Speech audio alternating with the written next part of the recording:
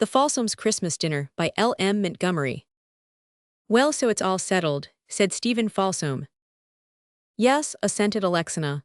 Yes, it is, she repeated, as if somebody had questioned it. Then Alexina sighed. Whatever it was, the fact of its being settled did not seem to bring Alexina any great peace of mind, nor Stephen either, judging from his face, which wore a sort of suffer and be strong expression just then. When do you go? Said Alexina, after a pause, during which she had frowned out of the window and across the Tracy yard. Josephine Tracy and her brother Duncan were strolling about the yard in the pleasant December sunshine, arm in arm, laughing and talking. They appeared to be a nice, harmless pair of people, but the sight of them did not seem to please Alexina. Just as soon as we can sell the furniture and move away, said Stephen moodily. Hey-ho, so this is what all our fine ambitions have come to, Lexi, your music and my MD, a place in a department store for you, and one in a lumber mill for me. I don't dare to complain, said Alexina slowly. We ought to be so thankful to get the positions. I am thankful, and I don't mind so very much about my music, but I do wish you could have gone to college, Stephen. Never mind me, said Stephen, brightening up determinedly. I'm going to go into the lumber business enthusiastically. You don't know what unsuspected talents I may develop along that line. The worst of it is that we can't be together. But I'll keep my eyes open, and perhaps I'll find a place for you in Lessing. Alexina said nothing. Her separation from Stephen was the one point in their fortunes she could not bear to discuss. There were times when Alexina did not see how she was going to exist without Stephen, but she never said so to him. She thought he had enough to worry him without her making matters worse. Well, said Stephen, getting up, I'll run down to the office. And see here, Lexi, day after tomorrow is Christmas. Are we going to celebrate it at all? If so, I'd better order the turkey. Alexina looked thoughtful. I don't know, Stephen. We're short of money, you know, and the fund is dwindling every day. Don't you think it's a little extravagant to have a turkey for 2 people? And somehow I don't feel a bit Christmassy. I think I'd rather spend it just like any other day and try to forget that it is Christmas. Everything would be so different. That's true, Lexi. And we must look after the bobbies closely, I'll admit. When Stephen had gone out, Alexina cried a little. Not very much, because she didn't want her eyes to be red against Stephen's return. But she had to cry a little. As she had said, everything was so different from what it had been a year ago. Their father had been alive then, and they had been very cozy and happy in the little house at the end of the street. There had been no mother there since Alexina's birth 16 years ago. Alexina had kept house for her father and Stephen since she was 10. Stephen was a clever boy and intended to study medicine. Alexina had a good voice, and something was to be done about training it. The Tracys lived next door to them. Duncan Tracy was Stephen's particular chum, and Josephine Tracy was Alexina's dearest friend. Alexina was never lonely when Josie was nearby to laugh and chat and plan with. Then, all at once, troubles came. In June, the firm of which Mr. Falsom was a member failed. There was some stigma attached to the failure, too, although the blame did not rest upon Mr. Falsom, but with his partner. Worry and anxiety aggravated the heart trouble from which he had suffered for some time, and a month later he died. Alexina and Stephen were left alone to face the knowledge that they were penniless and must look about for some way of supporting themselves. At first they hoped to be able to get something to do in Thorndale, so that they might keep their home. This proved impossible. After much discouragement and disappointment, Stephen had secured a position in the lumber mill at Lessing, and Alexina was promised a place in a departmental store in the city. To make matters worse, Duncan Tracy and Stephen had quarreled in October. It was only a boyish disagreement over some trifle, but bitter words had passed. Duncan, who was a quick-tempered lad, had twitted Stephen with his father's failure, and Stephen had resented it hotly. Duncan was sorry for and ashamed of his words as soon as they were uttered, but he would not humble himself to say so.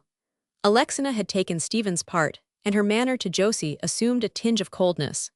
Josie quickly noticed and resented it, and the breach between the 2 girls widened almost insensibly, until they barely spoke when they met.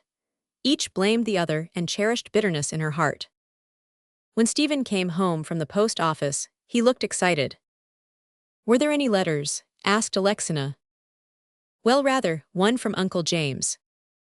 Uncle James, exclaimed Alexina incredulously. Yes, beloved sis. Oh, you needn't try to look as surprised as I did. And I ordered the turkey after all. Uncle James has invited himself here to dinner on Christmas Day. You'll have a chance to show your culinary skill, for you know we've always been told that Uncle James was a gourmand." Alexina read the letter in amaze. It was a brief epistle, stating that the writer wished to make the acquaintance of his niece and nephew, and would visit them on Christmas Day. That was all. But Alexina instantly saw a future of rosy possibilities. For Uncle James, who lived in the city and was really a great uncle, had never taken the slightest notice of their family since his quarrel with their father 20 years ago. But this looked as if Uncle James were disposed to hold out the olive branch. "Oh, Stephen, if he likes you, and if he offers to educate you," breathed Alexina. "Perhaps he will if he is favorably impressed, but we'll have to be so careful. He is so whimsical and odd, at least everybody has always said so. A little thing may turn the scale either way. Anyway, we must have a good dinner for him. I'll have plum pudding and mince pie." For the next 36 hours, Alexina lived in a whirl. There was so much to do. The little house was put in apple pie order from top to bottom, and Stephen was set to stoning raisins and chopping meat and beating eggs. Alexina was perfectly reckless. No matter how big a hole it made in their finances, Uncle James must have a proper Christmas dinner. A favorable impression must be made.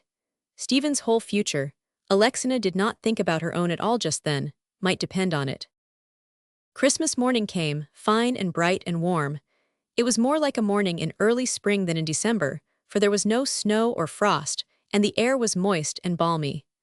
Alexina was up at daybreak, cleaning and decorating at a furious rate. By 11 o'clock, everything was finished or going forward briskly. The plum pudding was bubbling in the pot.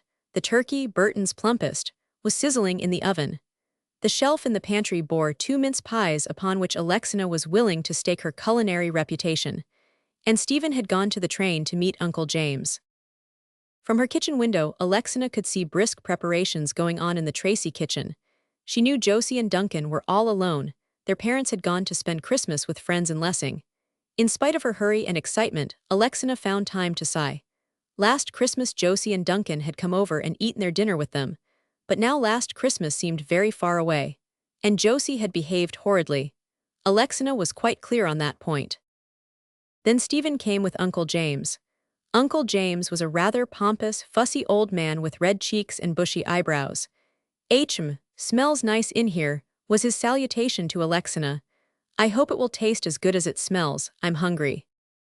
Alexina soon left Uncle James and Stephen talking in the parlor and betook herself anxiously to the kitchen. She set the table in the little dining room, now and then pausing to listen with a delighted nod to the murmur of voices and laughter in the parlor. She felt sure that Stephen was making a favorable impression. She lifted the plum pudding and put it on a plate on the kitchen table.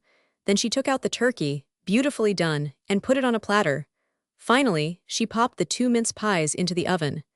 Just at this moment, Stephen stuck his head in at the hall door.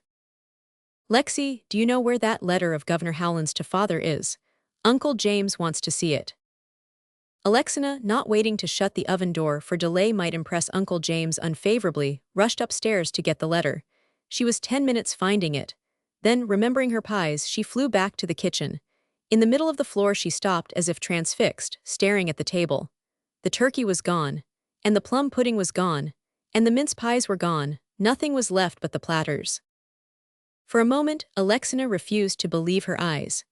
Then she saw a trail of greasy drops on the floor to the open door, out over the doorstep, and along the boards of the walk to the back fence. Alexina did not make a fuss. Even at that horrible moment, she remembered the importance of making a favorable impression. But she could not quite keep the alarm and excitement out of her voice as she called Stephen, and Stephen knew that something had gone wrong as he came quickly through the hall. "Is the turkey burned, Lexi?" he cried. "Burned? No, it's 10 times worse," gasped Alexina. "It's gone, Stephen, and the pudding and the mince pies too. Oh, what shall we do? Who can have taken them?" It may be stated right here, and now that the Falsoms never really knew anything more about the disappearance of their Christmas dinner than they did at that moment. But the only reasonable explanation of the mystery was that a tramp had entered the kitchen and made off with the good things. The Falsom house was right at the end of the street. The narrow backyard opened on a lonely road. Across the road was a stretch of pine woods. There was no house very near except the Tracy one. Stephen reached this conclusion with a bound. He ran out to the yard gate followed by the distracted Alexina. The only person visible was a man some distance down the road. Stephen leaped over the gate and tore down the road in pursuit of him. Alexina went back to the doorstep, sat down upon it and began to cry. She couldn't help it. Her hopes were all in ruins around her. There was no dinner for Uncle James. Josephine Tracy saw her crying. Now, Josie honestly thought that she had a grievance against Alexina, but an Alexina walking unconcernedly by with a cool little nod, and her head held high was a very different person from an Alexina sitting on a back doorstep, on Christmas morning, crying. For a moment Josie hesitated. Then she slowly went out and across the yard to the fence. "What is the trouble?" she asked. Alexina forgot that there was such a thing as dignity to be kept up, or if she remembered it, she was past caring for such a trifle. "Our dinner is gone," she sobbed. "And there is nothing to give Uncle James to eat except vegetables, and I do so want to make a favorable impression." This was not particularly lucid. But Josie, with a flying mental leap, arrived at the conclusion that it was very important that Uncle James, whoever he was, should have a dinner, and she knew where one was to be had. But before she could speak, Stephen returned, looking rueful. "No use, Lexi. That man was only old Mr. Byers, and he had seen no signs of a tramp. There is a trail of grease right across the road. The tramp must have taken directly to the woods. We'll simply have to do without our Christmas dinner." "By no means," said Josie quickly, with a little red spot on either cheek. "Our dinner is all ready, turkey, pudding and all. Let us lend it to you. Don't say a word to your uncle about the accident." Alexina flushed and hesitated. "It's very kind of you," she stammered, "but I'm afraid it would be too much." "Not a bit of it," Josie interrupted warmly. "Didn't Duncan and I have Christmas dinner at your house last year? Just come and help us carry it over." "If you lend us your dinner, you and Duncan must come and help us eat it," said Alexina, resolutely. "I'll come, of course," said Josie, "and I think that Duncan will too if," she looked at Stephen, the scarlet spots deepening. Stephen colored too. "Duncan must come," he said quietly. "I'll go and ask him." 2 minutes later, a peculiar procession marched out of the Tracy kitchen door, across the 2 yards, and into the Falsom house. Josie headed it, carrying a turkey on a platter. Alexina came next with a plum pudding. Stephen and Duncan followed with a hot mince pie apiece. And in a few more minutes, Alexina gravely announced to Uncle James that dinner was ready. The dinner was a pronounced success, marked by much suppressed hilarity among the younger members of the party. Uncle James ate very heartily and seemed to enjoy everything, especially the mince pie. "This is the best mince pie I have ever sampled," he told Alexina. "I am glad to know that I have a niece who can make such a mince pie." Alexina cast an agonized look at Josie and was on the point of explaining that she wasn't the maker of the pie. But Josie frowned her into silence. "I felt so guilty to sit there and take the credit, your credit," she told Josie afterwards, as they washed up the dishes. "Nonsense," said Josie. "It wasn't as if you couldn't make mince pies." "Your mince pies are better than mine, if it comes to that. It might have spoiled everything if you'd said a word. I must go home now." "Won't you and Stephen come over after your uncle goes and spend the evening with us? We'll have a candy pull." When Josie and Duncan had gone, Uncle James called his nephew and niece into the parlor and sat down before them with approving eyes. "I want to have a little talk with you too. I'm sorry I've let so many years go by without making your acquaintance, because you seem worth getting acquainted with.